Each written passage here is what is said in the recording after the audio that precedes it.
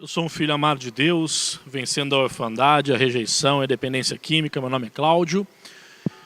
Que bom que mais uma semana você está junto com a gente. Estamos na 13ª semana já, a última ministração da terceira decisão, entregar.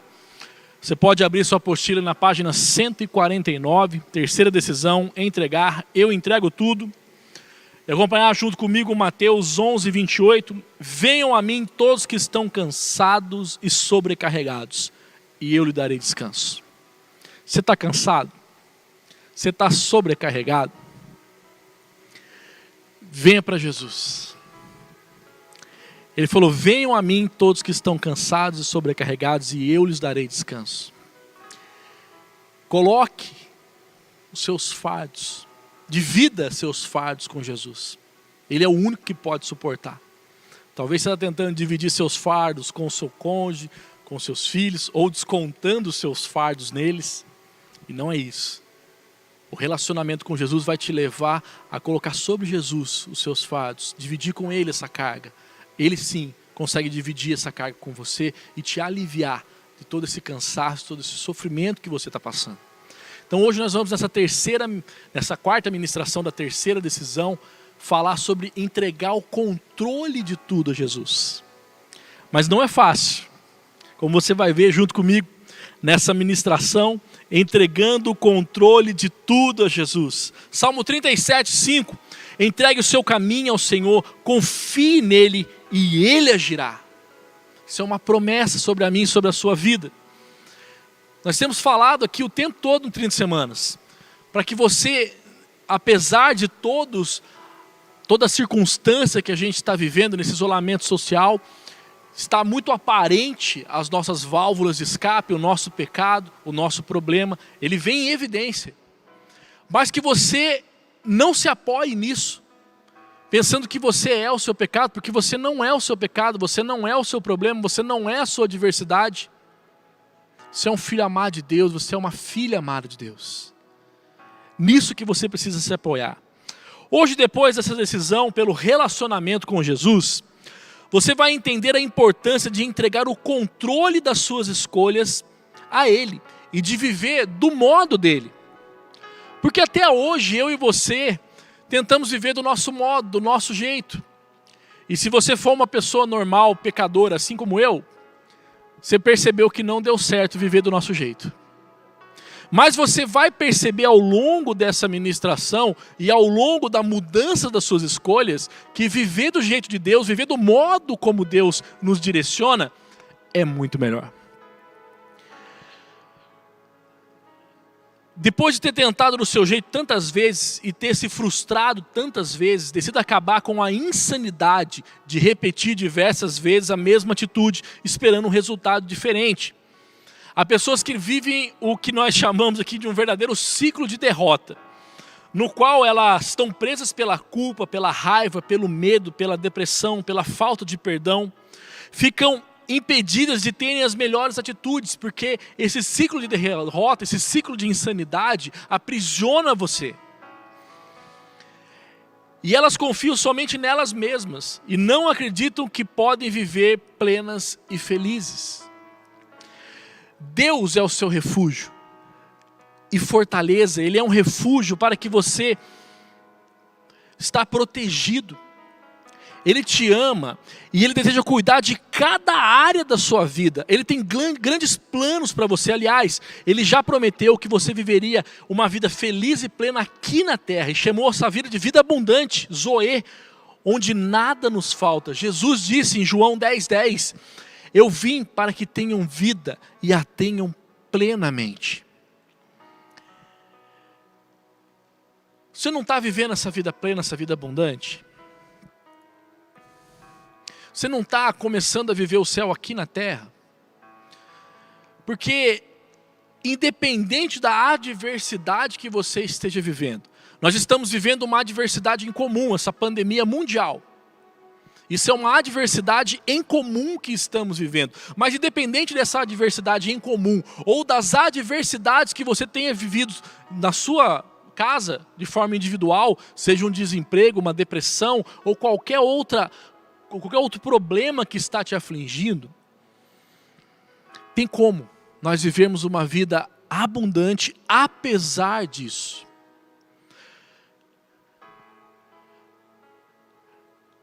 Viver o que o Pai tem para você, isso não quer dizer que os problemas eles acabarão.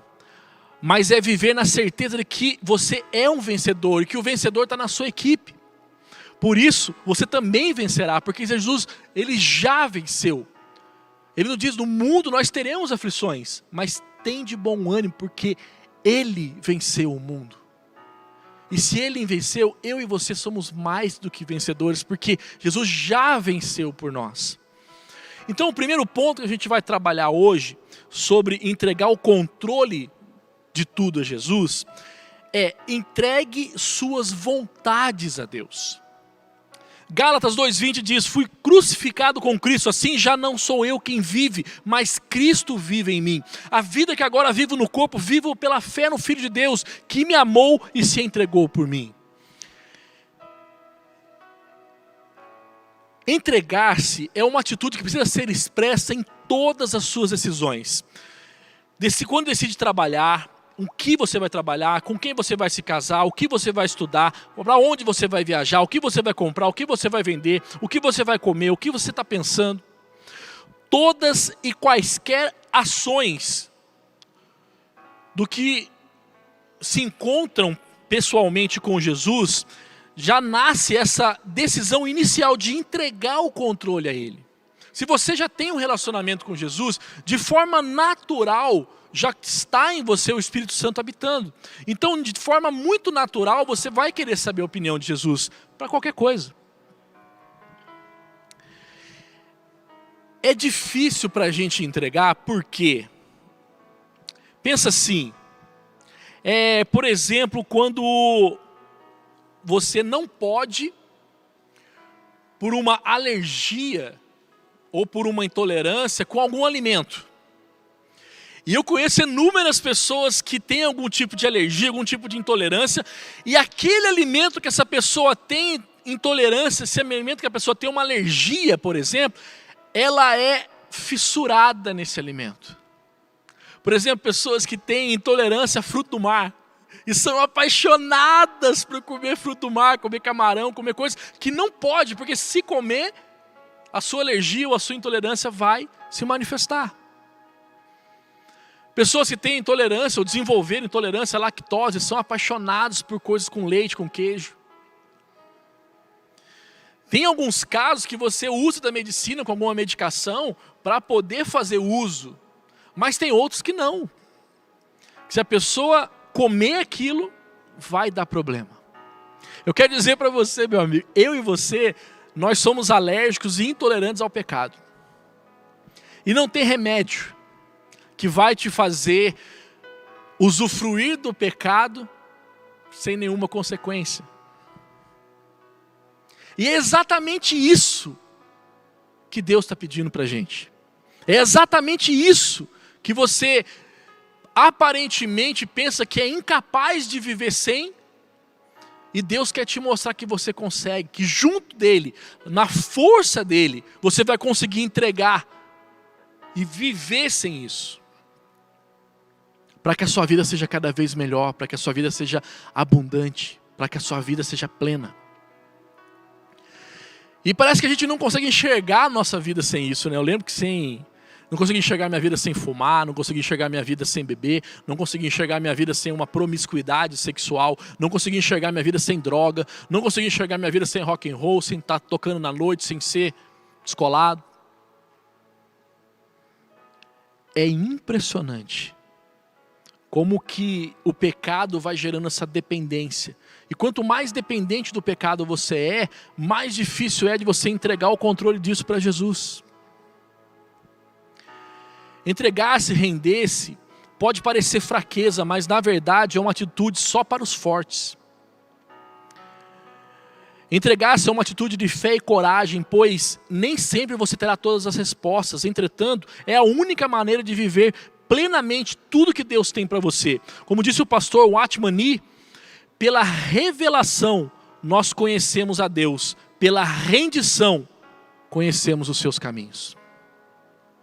Você quer conhecer o caminho de Deus? Se renda a Ele.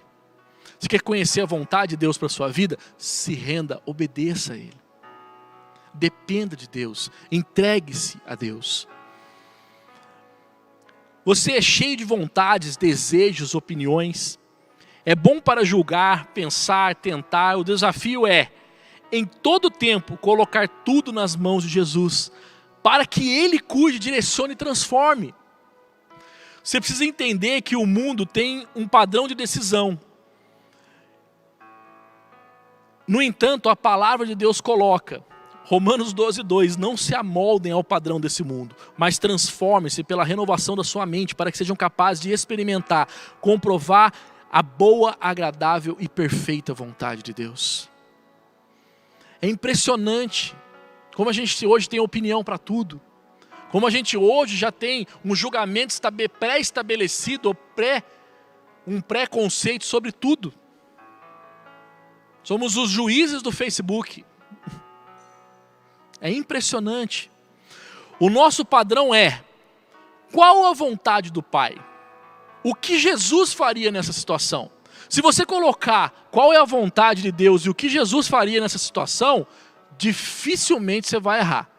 Porque a Bíblia é o nosso manual, que diz para nós qual é a vontade de Deus. A palavra de Deus é um direcionamento para mim e para a sua vida, hoje, atual, vivo.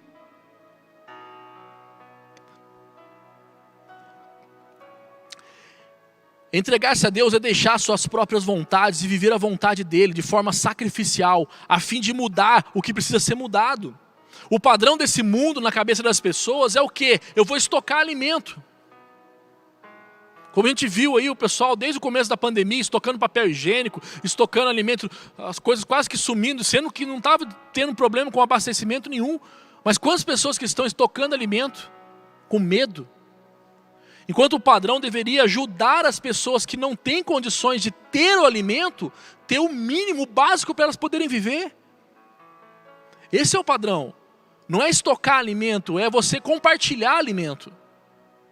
O mundo está estocando alimento. Os cristãos estão compartilhando com quem não tem, com quem perdeu o emprego, com quem perdeu a esperança, com quem não tem um prato de comida para dar para o filho, para a filha em casa. Você está entendendo a diferença entre fazer a sua vontade, fazer a vontade do mundo, o padrão do mundo, e fazer a vontade de Deus, o padrão de Deus? É muito diferente. Definitivamente, render-se não é para covardes. Da mesma forma, render-se também a Deus não significa desistir de pensar, pois Ele não desperdiçaria a mente que Ele lhe concedeu. Também não significa eliminar sua própria personalidade, pois certamente Ele quer que utilizar da sua singularidade de forma especial, porque senão Ele não teria criado cada um de nós de uma forma diferente se quisesse que todos nós fôssemos iguais. Ok? Seja intencional, pergunte a Deus o que Ele deseja de você em cada situação, render-se à sua vontade, porque ela é boa, perfeita e agradável. Ele sabe o que você e eu precisamos. Reflita aí, você tem o desejo de viver uma nova vida? Segundo, obedeça os direcionamentos de Deus. Se vocês me amam, obedecerão os meus mandamentos. João 14:15. Obedecer é proteção. Todas as pessoas que decidem obedecer a Deus em seus mandamentos encontram uma vida melhor e mais feliz, pois é protegida de cada decisão errada, principalmente das maléficas. Quem obedece a Deus demonstra o seu amor por Ele e pode viver plenamente a vida que o Senhor preparou. 1 João 5:3. Porque nisso consiste o amor de Deus, obedecer os seus mandamentos, e os seus mandamentos não são pesados. A obediência em amor, ela é leve. Não é custoso para você obedecer a Deus em amor. Não é custoso. Isso não quer dizer que sempre será fácil, até por causa das nossas vontades, desejos, percepções humanas. Mas sempre que se obedece pautado no amor, pode-se ter a certeza que está no caminho certo. Muitos obedecem a novas ordens de Deus. Muitos querem receber, ou obedecer novas ordens de Deus, quando nem as antigas estão sendo cumpridas. Você não pode ser assim. Sempre que o Espírito Santo te levar ao conhecimento de uma verdade, e essa verdade o levar a uma nova atitude, permaneça em obediência. Você entendeu? Eu vou falar de quando eu era jovem. Quando eu era jovem, tínhamos nos jogos de videogame, alguns desses jogos, principalmente jogos de computador, até hoje deve ter isso, algumas formas de você trapacear no jogo. E você ficar mais forte, você ter mais vida, você ter algum benefício além do que o jogo normalmente proporcionaria. E tem pessoas que estão querendo viver a vida dessa forma, querendo usar de trapaça para com Deus, para viver o que Deus planejou para você. Isso não tem muita lógica. Com o Espírito Santo não tem como você usar código de trapaça, não. Você está querendo que Deus te dê uma revelação, Deus te dê... Cara, Deus está falando o tempo todo. Você está entendendo? Só que Deus nunca vai te dar uma nova missão se você não cumprir a missão anterior. Cumpra aquilo que Deus já te direcionou a fazer, para que novas percepções venham, para que Deus te mande fazer outras coisas. É simples, mas não é fácil, ok? Mas decida sempre obedecer a Deus. Ele está no controle de todas as coisas. Reflita aí. Você acredita que existe alguma atitude de obediência que precisa ser reestabelecida em sua vida? Se sim, qual é? Escreva aí na sua apostila. Terceiro, siga o exemplo de Jesus. Seja a atitude de vocês a mesma de Cristo Jesus. O apóstolo Paulo está falando sobre a maneira de uma pessoa normalmente procede e se comporta de acordo com as suas intenções e motivações. Em algum momento aquilo que você diz está em seu coração. Mente e intenção precisa ser revelado em atos. Como escreveu o pastor e empresário David Gibbons, a convicção deve ser casada com a ação e a mente com o movimento. Você entendeu? Tem um ditado antigo que diz que de boas intenções o inferno está cheio. Transforme as suas boas intenções em boas ações, em boas atitudes.